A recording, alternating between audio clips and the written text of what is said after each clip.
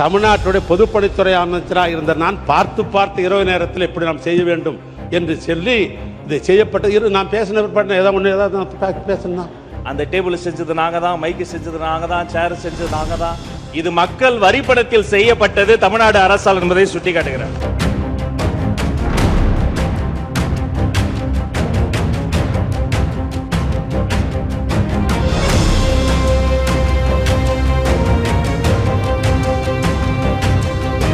மாண்புமிகு பேரவைத் தலைவர் அவர்களே, கலைஞரை நாங்க மதிக்கிறோம்.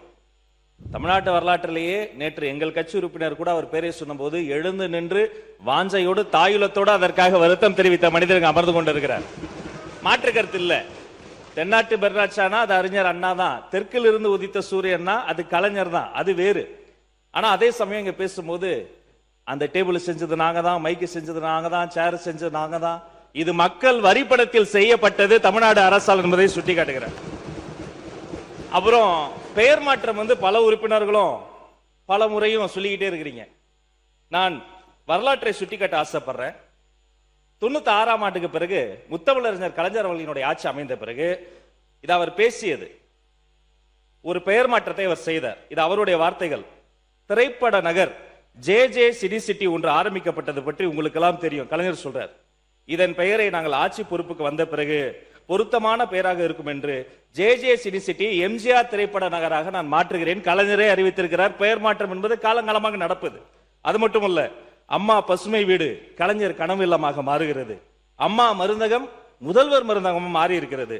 அம்மா மினி கிளினிக் முதல்வர் கிளினிக்காக மாறி இருக்கிறது. ஆனா இங்க நான் 10 இடத்திற்கு போயாவது செல்வம் சேர்த்து வருவேன், நீ படிக்கின்ற வேலையை மட்டும் பாரு என்று தமிழ்நாட்டின் கல்வி கண்ணை திறந்தவர் கொள்கை தலைவர் கர்ம வீரர் காமராசர் அவர்களின் பெயர் தான். இந்த காலை உணவு திட்டம் பத்தி அவர் சொன்னாரு. அது 203 கோடியே 72 லட்சம் ரூபாய் செலவுல பெருந்தலைவர் காமராஜர் காலை உணவு திட்டமாக விரிவாக்கம் செய்யப்பட்டிருக்கிறது.